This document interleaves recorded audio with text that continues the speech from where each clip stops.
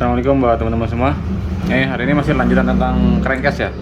Kemarin saya udah info ke teman-teman tentang kalau crankcase, kalau resikonya kalau misalnya di las ada beberapa bagiannya yang ciut, jadi mengecil lubangnya, bahkan paling parah bisa melenting. Dan sekarang saya buatin video ke teman-teman, tipnya kalau mau beli crankcase second. Biasanya kalau masalah mau beli crankcase second ini biasanya kalau ente mau nge-restore mesin gitu, mau bikin mesin dari nol gitu, teman-teman bisa lihat ya beberapa tip dari saya tentang kalau misalnya ente emang butuh mau beli crankcase bekas. Tambahan ya buat teman-teman untuk harga crankcase ini, kalau misalnya ente saya mau beli baru ya, kalau misalnya ente mau beli crankcase baru, syaratnya salah satu syaratnya ya kalau di Yamaha, pajaknya motor harus hidup minimal itu. Kalau pajaknya hidup, ente bisa tuh order crankcase baru. Nanti ente dapatnya sepasang kiri sama kanan, nomor mesinnya udah dibuatin sama Yamaha. Cuman yang jadi kendala sekarang untuk saat ini masih agak sulit dapetin crankcase baru karena katanya infonya moldingnya lagi diperbaharui. Cuman nggak tahu ya sekarang udah normal kembali apa belum. Cuman kemarin saya tanya ke kawan yang biasa POD ke Yamaha, masih susah untuk mau order crankcase baru. Nah kalau untuk crankcase bekas ya, untuk infonya, untuk harganya, harganya namanya barang bekas, nggak pasti. Beda dengan barang baru. Kalau barang baru akan ada list, ente bisa patokan lewat list dan head. Untuk barang baru dan masih produksi, lu bisa lihat list dan headnya. Lain hal kalau misalnya ente ketemu barang udah nggak produksi. Kalau barang udah nggak produksi, ente nggak bisa lihat dari list karena barangnya barang langka, barangnya susah, permintaan banyak, hukum ekonomi jadinya yang berlaku.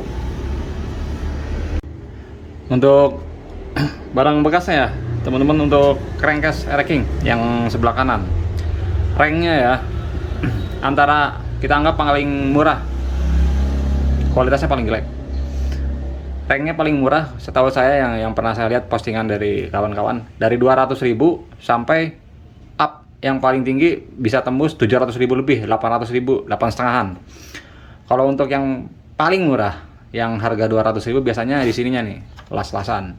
Nah, kalau misalnya ente emang nggak ada budgetnya mau beli crankcase yang las-lasan, silahkan aja yang bekas las-lasan. Cuman ente perhatiin lagi lubang-lubangnya, kan udah pernah saya buatin ya. Kalau misalnya habis ngelas tap oli nih, yang harus ente cek nih, karena ini paling deket nih. Nih coba cek lubang ininya, dia ciut nggak? Satu, kemungkinan paling parah melenting. Nah, jangan sampai ente beli crankcase yang melenting, nanti bikin repot yang masangnya bro. Kasihan mekaniknya kalau sampai crankcase ente melenting, karena benerinnya bikin mumet lah gitu, bikin agak sulit. Yang kedua ya, kalau untuk crankcase yang harus diperhatiin sama ente nih, pertama lubang-lubang rumah alarnya. Pertama ini rumah area krukas. Kalau misalnya rumah area krukas ini kendor atau kurang rapat gitu ya, ternyata getar. Kedua, nih bagian sealnya juga ente perhatiin. Sekarang kita ambil contoh yang ini ya. Yang ini crankcase bisa dibilang crankcase perawan. Ini kalau misalnya ente beli ya, paling murah 700.000-an. Udah ya penjual paling murah itu kalau misalnya ente dapat crankcase seperti ini. Dan bisa dibilang jarang. Ini ranknya antara mainnya sekitar 800.000 lebih, 8,5 sampai 900.000-an, karena ini disebutnya crankcase perawan. Crankcase artinya baru pertama kali belah di mesinnya. Nih kita lihat ya teman-teman fisiknya, crankcase ini disebutnya crankcase perawan, baru satu kali belah. Nih kalau ente bisa lihat bayangannya, garis-garisnya nih, kelihatan nggak ada garis-garis? Tuh garis-garis tuh, seret. Nah. Ini kalau misalnya saya amplas, garis-garisnya hilang. Makanya disebutnya ini baru pertama kali belah. Kalau udah keseringan belah ya ente crankcase, tuh yang garis-garis ini hilang karena udah kena amplas. Tuh yang kedua nih, ente lihat nih bekas lemnya, bisa dibilang minim. Ya ada sedikit, cuman sangat sedikit. Beda kan kalau crankcase yang udah dibelah pasti kan lemnya sedikit banyak, kelihatannya mencolok. Kalau ini ente lihat, perhatiin lem-lemnya ada, cuman nggak sebanyak crankcase yang udah pernah dibelah. Dan kalau misalnya udah pernah belah-belah kan sampai bleber ke sini nih lem nih, ini nggak ada kan. Yang paling simpel ente bisa lihat dari bosnya, karena kalau misalnya ente ngebelah crankcase pas mau masang kan ente harus ngelem ya, biasanya kan kena lem di sini nih. copot aja ininya bosnya. Tuh, biasanya kan di sini ada bekas sisa lem, nggak ada kan. Kita bisa lihat lagi bagian punuknya nih. Kalau motor crankcase, kalau kata penjualnya ini crankcase perawan, baru 1 kali belah. Kalau paling gampang bisa lihat dari sini. Kalau misalnya yang ngebongkarnya jorok ya, artinya yang maksudnya jorok itu nggak pakai tracker. Begini nih, tak tak tak tak buat ngebelahnya. Biasanya di sini pada dadas, pada cacat di sininya. Ada kayak benjol-benjol. Oh, ini kan nggak ada. Sebelah sini ente lihat, nggak ada kan, bersih. Dan biasanya bearingnya di sini masih HS. Ini bearingnya aslinya HS. Kemarin saya copot lupa. Ini soalnya mau dibersihin, harusnya kemarin jangan dicopot dulu. Ini bearingnya HS, di sininya masih NTN plat besi Jepang, di sininya masih Iko.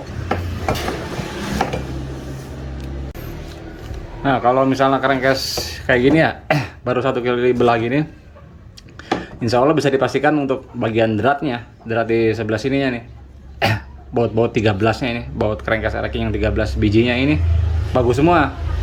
Karena baru 1 kali belah. Lain hal kalau misalnya ente beli crankcase yang udah sering bongkaran, ente harus cek semua dratnya. Cek semua yang ke-13 ini, sama cek bagian yang di sininya juga.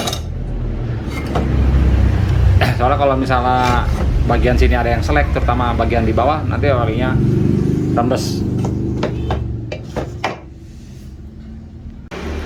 Kemudian ente cek nih buat nyetel cepit udang, buat nyetel as operan.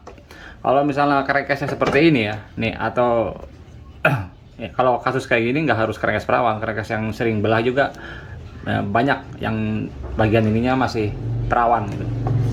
Kalau misalnya ente dapetin crankcase ya, crankcase bekas, crankcase second, ininya udah pernah disetel, cirinya gimana kalau ini udah pernah disetel? Di sininya pada ini, pada ada bekas congkel-congkelan. Kalau ini kan enggak, ini kan masih rapi. Kalau di sini ente bekas ada banyak congkelan atau penyoknya udah kayak bekas kebuka lah gitu. Nah, ente harus waspada. Waspadanya maksudnya nanti kalau pas ini udah dirakit, udah pas masang asoprannya, ente perhatiin di sininya nih. Dicapit udang di sininya nih, botolannya nih. Posisinya center nggak? Posisinya diam di tengah nggak? Kalau misalnya posisinya dia beda, ya ente harus nyetel lagi di sini. Orang nyetel ini, nyetel asopran ini tujuannya buat nyetel di sini nih, buat nyetel center yang di asopran. Bisa di mundur ke belakang, bisa di maju ke belakang. Kalau ente ikut SOP-nya ya mah, standarnya mah posisinya tepat di tengah, center di tengah. Jadi kalau misalnya ente dapetin asopran ini, ente harus hati-hati, harus ngecek lagi. Kemudian ini nih bagian asopran. Kalau misalnya ente dapetin kayak gini mah, yang perawan gini mah, insya Allah lancar-lancar aja. Cuma kalau misalnya ente dapetin crankcase bekas, racking second di sininya suka garis tebal ya, itu cirinya pernah lepas lawan gigi selahnya.